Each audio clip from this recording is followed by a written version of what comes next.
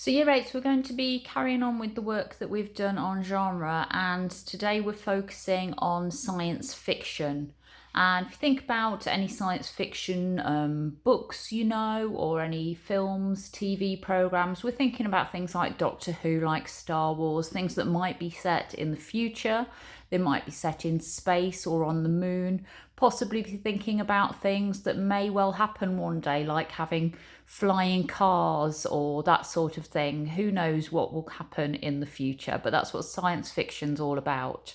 So we're going to be reading this story called A Boy's Best Friend, and then we've just simply got some questions to answer about it when we've finished reading it. So we'll have a read through first, and as you can see, you can follow the story as we're going along. Mr. Anderson said, "Where's Jimmy, dear?" "Out on the crater," said Mrs. Anderson. "He'll be all right. Robert is with him." "Did he arrive?" "Yes, he's at the rocket station, going through the tests. Actually, I can hardly wait to see him myself. I haven't really seen one since I left Earth 15 years ago. You can't count films." "Jimmy has never seen one," said Mrs. Anderson. "Because he's moonborn and can't visit Earth. That's why I'm bringing one here. I think it's the first one ever on the moon." "It cost enough," said Mrs. Anderson with a small sigh. "Maintaining Robot isn't cheap either," said Mr. Anderson. Jimmy was out on the crater, as his mother had said. By Earth standards, he was spindly but rather tall for a 10-year-old. His arms and legs were long and agile. He looked thicker and stubbier with his spacesuit on, but he could handle the lunar gravity as no Earth-born human being could. His father couldn't begin to keep up with him when Jimmy stretched his legs and went into the kangaroo hop. The outer side of the crater sloped southward, and the Earth, which was low in the southern sky, where it always was as seen from Lunar City, was nearly full, so that the entire crater slope was brightly lit.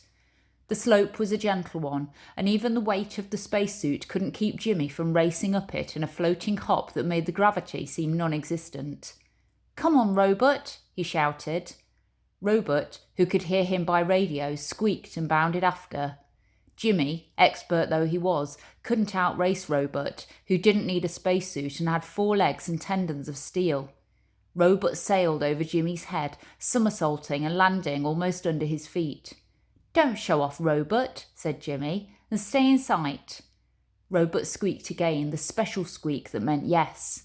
"I don't trust you, you faker," shouted Jimmy, and up he went in one last bound that carried him over the curved upper edge of the crater wall and down into the inner slope.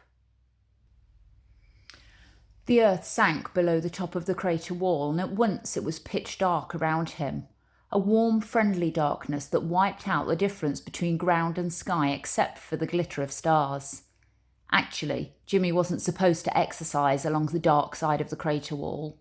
The grown-ups said it was dangerous, but that was because they were never there. The ground was smooth and crunchy, and Jimmy knew the exact location of every one of the few rocks. Besides, how could it be dangerous racing through the dark when Robot was right there with him, bouncing around and squeaking and glowing? Even without the glow, Robot could tell where he was and where Jimmy was by radar. Jimmy couldn't go wrong while Robot was around, tripping him when he was too near a rock, or jumping on him to show how much he loved him, or circling around and squeaking low and scared when Jimmy hid behind a rock, when all the time Robot knew well enough where he was. Once Jimmy had lain still and pretended he was hurt, and Robot had sounded the radio alarm, and people from Lunar City got there in a hurry. Jimmy's father had let him hear about this little trick, and Jimmy never tried it again. Just as he was remembering that, he heard his father's voice on his private wavelength. "Jimmy, come back. I have something to tell you." So if we just pause there and look at the questions that are underneath, as it says, as we read stories, we often predict what will happen next. Our predictions are based on stories we already know and on clues given to us by the writer. Before you read on, write your answers to these questions. So just 3 questions. What do you think Jimmy's father is going to tell him? What clues has the writer given to make you think this? And how do you think Jimmy will react? What clues has the writer given to make you think this? And then obviously when we've read the rest of the story, you'll be able to see whether or not your predictions were correct. So let's continue with the story now. Jimmy was out of his spacesuit now and washed up. You always had to wash up after coming in from outside. Even Robert had to be sprayed, but he loved it. He stood there on all fours, his little foot-long body quivering and glowing just a tiny bit, and his small head with no mouth, with two large glassed-in eyes, and with a bump where his brain was. He squeaked until Mr. Anderson said, "Quiet, Robert." Mr. Anderson was smiling. "We have something for you, Jimmy. It's at the rocket station now, but we'll have it tomorrow after the tests are over. I thought I'd tell you now." "From Earth, Dad?" "A dog from Earth, son. A real dog, a Scotch Terrier puppy, the first dog on the moon. You won't need Robert anymore. We can't keep them both, you know, and some other boy or girl will have Robert." He seemed to be waiting for Jimmy to say something, and then he said, "You know what a dog is, Jimmy? It's the real thing. Robert's only a mechanical imitation, a robot mutt. That's how he got his name." Jimmy frowned. "Robert isn't an imitation, Dad. He's my dog." "Not a real one, Jimmy. Robert's just steel and wiring and a simple positronic brain. It's not alive." "He does everything I want him to, Dad. He understands me. Sure, he's alive." "No, son. Robot is just a machine. It's just programmed to act the way it does. A dog is alive. You won't want Robot after you have the dog." "The dog will need a spacesuit, won't he?" "Yes, of course, but it would be worth the money, and he'll get used to it, and he won't need one in the city. You'll see the difference once he gets here." Jimmy looked at Robert, who was squeaking again, a very low, slow squeak that seemed frightened. Jimmy held out his arms, and Robert was in them in one bound. Jimmy said, "What will the difference be between Robert and the dog?" "It's hard to explain," said Mr. Anderson, "but it will be easy to see. The dog will really love you. Robot is just adjusted to act as though it loves you." "But Dad, we don't know what's inside the dog or what his feelings are. Maybe it's just acting too." Mr. Anderson frowned. "Jimmy, you'll know the difference when you experience the love of a living thing." Jimmy held Robot tightly. He was frowning too, and the desperate look on his face meant that he wouldn't change his mind. He said, "But what's the difference how they act? How about how I feel? I love Robot, and that's what counts."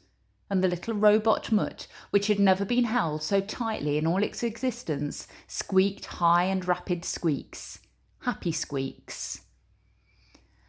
So what we're going to do now are the questions in Activity 5, if I just read through them, and then you'll be able to get on with those. So science fiction often makes us question the way we think about things. Talk about these questions, then write your answers. So number 1, how does the writer show us the close bond between Jimmy and Robot in lines 12 to 53? Find at least 3 ways. So obviously you'll just need to rewind this lesson a little bit and pause it when you're looking at the first page, and it's got the line numbers on it along the side, so you should be able to do that question. Question 2. Look at lines 67 to 68, and we've got the line we should be looking at here. He seemed to be waiting for Jimmy to say something. What do you think his father expected Jimmy to say, and why do you think this? Question 3. Reread lines 70 to 97. That was on the 3rd page. List the reasons Jimmy's father gives for having a real dog and the reasons Jimmy gives for not wanting to lose Robot. Question 4. Reread lines 82 to 86. That's also on the 3rd page. How does the writer use the actions of Robot and Jimmy to show us the close bond between them?